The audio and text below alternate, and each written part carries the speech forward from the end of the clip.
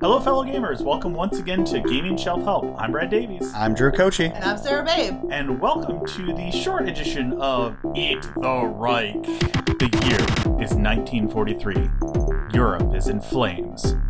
You are a unit of crack vampire commandos with a single objective. Drink all of Adolf Hitler's blood and fatally destabilize the Nazi war machine. Yeah, so that's the game. Pretty much, we're in. So right off the bat, though, we do have to kind of give a content warning. Kind of one of the first for us for content warning stuff. And I'm going to read right from the book because, spoiler alert, this book is very, very good at presenting this game. So I could not put this better. General content warnings. This game includes death, violence, grievous injury to player characters and non-player characters, blood, vampirism, mental domination, guns, animated corpses, werewolves, occult magic, fascism, Nazis, and Adolf Hitler. Some of these can be worked around. The vampires, the Nazis, fascism, and Hitler, not so much.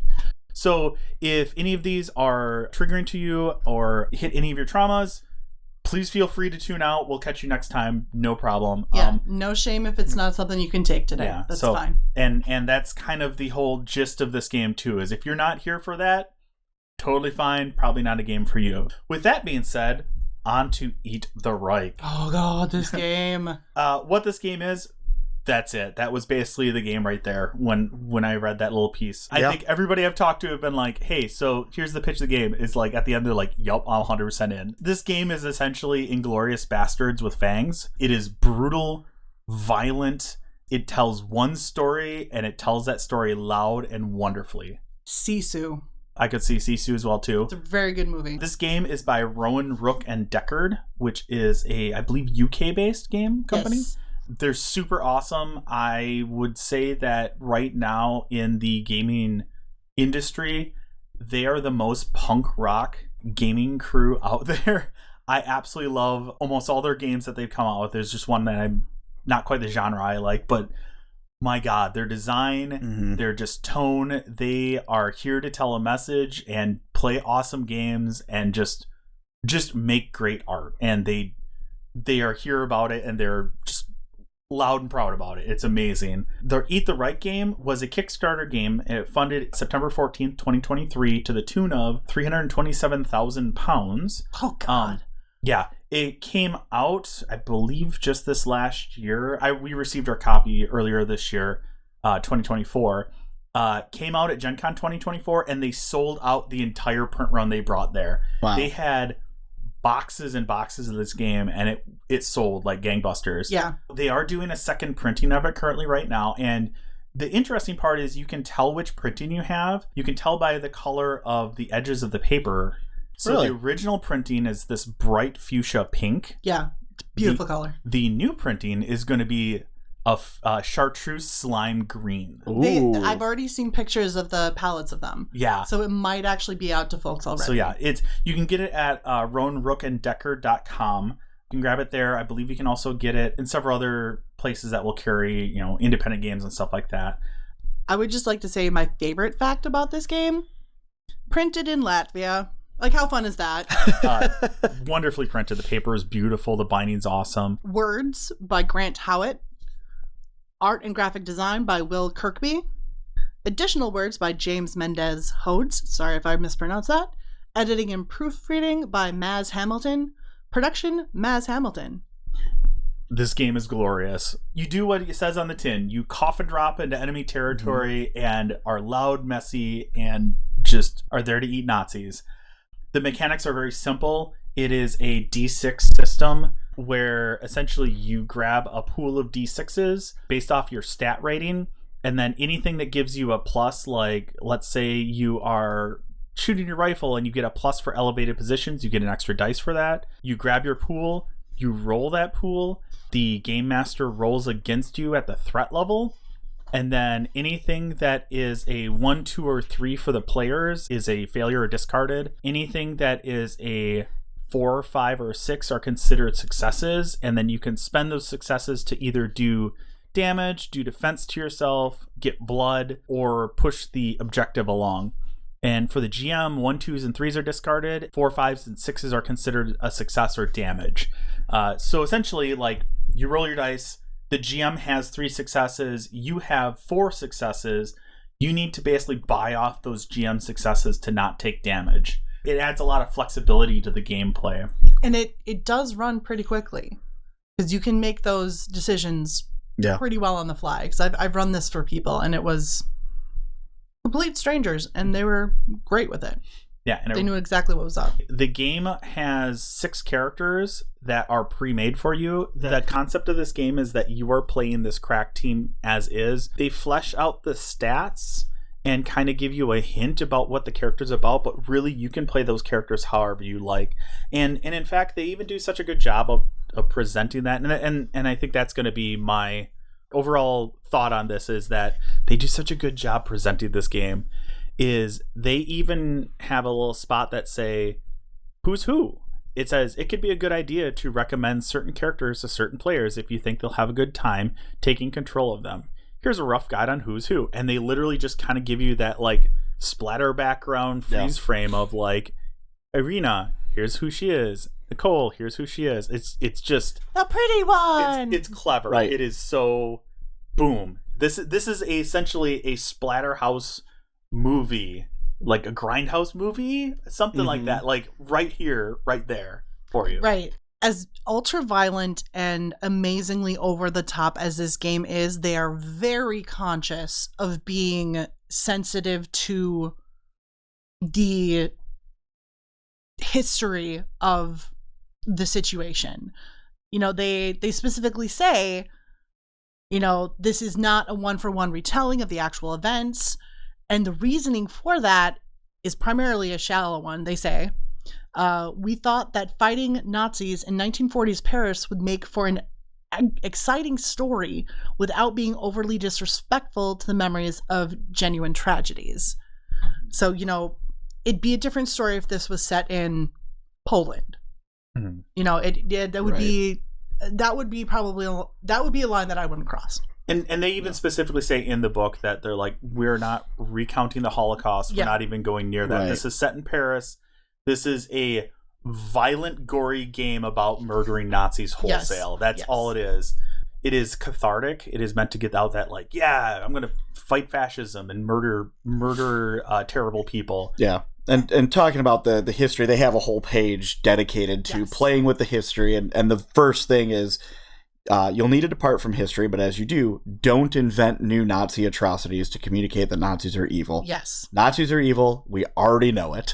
Yeah, like, you don't have to You don't have to convince people of that, and if you do, that's outside of the game scope, right? Yeah. If you need to convince people that Nazis are evil, you got bigger problems. Mm. Yeah, you're playing the wrong game. Right. Yeah. And Eat the Reich also says, hey, you are evil people, and you are flawed people because you're vampires. But hey, like, you're messing up more evil people, so here's how it goes. And they even kind of lay out, like, the evil scale, if you will, where it's like, okay, here's stuff that we'll never question. Mm-hmm. If you eat a Nazi, no one's going to question that. You know, if you fight against fascism, no one's going to question that. And then the sliding scale kind of goes down to, okay, well, here's some stuff that you can engage with, but characters may find unappealing, or you might have some discussion at the table about it, or in game you might have some friction about it. Right. And then like kind of the very last thing is you're not going to hurt children, you're not going to kill children, you're not going to do anything with sexual assault. That is all off the table. It basically kind of sets the X card. It also sets the safety tools right off the bat. Like, it has a default setting essentially for that. The expectations in this game are completely clear. Yeah. Mm-hmm. It's going to be all unrealistic, over the top violence, and we're not going to get real with it. Yeah. I mean, right after the kind of hook, it's the welcome, and then it has what this is, what this isn't, right? This is a tabletop role-playing game built around a single scenario, the final vampire mission to retake occupied Paris at the close of the Second World War. This is not an open-ended campaign game where you can explore the intricacies of your bespoke character arc. This isn't a campaign. This isn't digging in. This is pulp action, bloody, gory destruction of fascism. Right. We don't want to hear about the person that's in your locket because we just don't care. Mm-hmm. Right. We want to, how many Nazis did you kill? Yeah. I mean, when we were talking about this is, I view this as when a first-time gamer hears about playing as a vampire, this is what they picture. Yes. Right? Vampire the Masquerade is the most well-known system, but that's not that game. That is the we care about the person in the locket game. This is the you are vampires with superpowers that destroy things. Yeah, and like honestly, you can play characters like that in Vampire the Masquerade, but it doesn't turn out too well. Mm-hmm. Right. You end up That's with what like that- a humanity of 2. Right, that system and setting is made to tell the dark interpersonal horror. Yeah. This is the you are anti-heroes because you are vampires that eat blood and is bad inherently from that. But you're Right. as Brad said, you are killing worse people. This is a Suicide Squad-esque. Yes, Yeah. absolutely. And actually, that's funny you say that. It's inspired by Danger 5, Inglourious Bastards, The League of Extraordinary Gentlemen, The Suicide Squad, and Hellsing, the anime. Oh, that's a good Oh, one. Hellsing. I just Yeah. started rewatching that like Yeah. last week. God, it hits hard and I love it. Also, other games in digital or analog that have influences is Wushu, Hollow Point, Die, Havoc Bridge, and Wolfenstein, the new one specifically. Ooh, Die. Yeah. Okay, yeah. Well, that's also made by the same company. Yep, same company that Oh Rowan my Rook God. Detector. Yeah. Oh my god.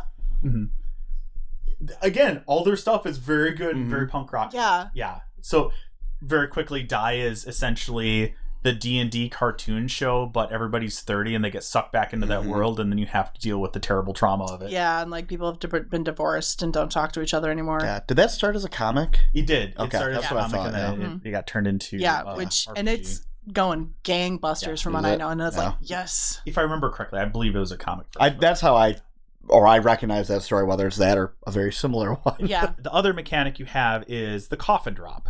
I have to highlight this because, man, this is just such a unique way. Essentially, is. because you're undead, they say, well, cool, we're going to put you inside a metal coffin. Yep. We are going to drop you straight down to the earth from high altitude with no parachute.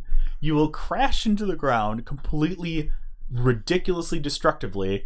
You're going to get mushed up pretty bad in this. However, we have put in your capsule donated nun blood that will immediately revive you, and you're going to kick open the coffin, and then you're going to go to town and have fun. Like, There's also the way I ran it.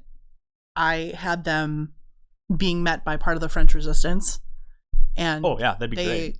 they had donated blood from the French Resistance. I have so many nice things to say about this game. The nun blood has been donated by Our Lady of Perpetual Ruin Yeah. from all the nuns in the nunnery there, and it is super nun blood. It's like how that's a just an explosive way to start a game. Is I mean, it's when you picture World War II anyway, you're already picturing the D-Day, yeah, right, and the line of bombs being dropped, Yeah. right. Yeah. So instead of that, you have the cinematic opening of its coffins instead, Yeah. right? Well- I mean, it's awesome.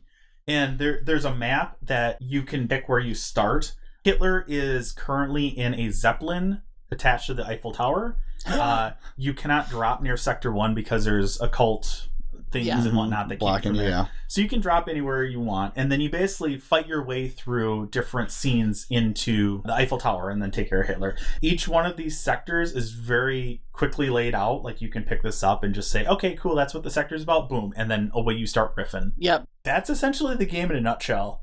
Sarah and I both kickstarted this, like we do most games. Yeah. We've got a problem. Yeah, we got there was a couple levels. One was just the game. We got like the dossier level, which had some extra game materials and some like cool props, like a challenge coin from the Fangs, which is the group that you are. Yeah. And also some like cool postcards and stuff like that. But they also did, and it is completely sold out and all gone, but they did do a top level tier with a bunch of extra prop stuff in game where they handmade ammo tins in world that had like stakes and like blood vials and stuff like that. Probably not actual blood, but they made all these like painted up, ratted out ammo tins and sent those out as like top backers that picked that up. And it was like, what a great way to just sell the game, just go hard on it. I guess the best way to say it is I highly recommend getting it for your shelf. I do not think this is for every table. Oh, do not play this with your children. Yeah, this is not for children. Like this is I would say strictly maybe even 21 and over. Yeah, this is dealing with, while it is presenting it in a way that is less introspective, I don't think this is a definite mature content. This is not for children. This is, I don't know. No, not for kids. This is also something I feel like the table needs to be emotionally mature. So you really need to have a solid gaming group that you could trust with this. So yeah, I highly recommend buying it just because even just the art is absolutely gorgeous in it. That's my thought. I guess, Drew, did you have any? Yeah, no, I mean, I think it clearly knows what it is and isn't and states it early on. As you said, it's not for everybody. I mean, even some adults might not want to do it just because of all the trigger warnings that it does have. But if it does, if you're good with all of those, then absolutely check it out. That being said, I was surprised how incredibly comfortable I was with making a very violent scenario for people. And I was very surprised at how, because I ran this for strangers, I was very surprised at how the folks I was running it for were receptive to the amount of violence I was throwing at them. Well, and I think I want to get into this in the deep dive. Yeah. I think that's because of the game design, because that was my biggest thing I wrote down on this is the design of the game. So I want to get into that in the deep dive. Yeah, definitely. There's lots of stuff to get into. Yeah. And I guess with that being said, that is Eat the Reich. So hopefully that helped you decide if you wanted to go check it out, if you wanted to pick it up for your gaming shelf, if you want to listen to more about it and go further down the rabbit hole, or I guess it would be the coffin crater. You can come with us and listen to us on the deep dive on our Patreon. Thanks much for listening. We will catch you on the next one. This is Brad Davies for Gaming Shelf Help. Drew Kochi. And I'm Sarah Babe.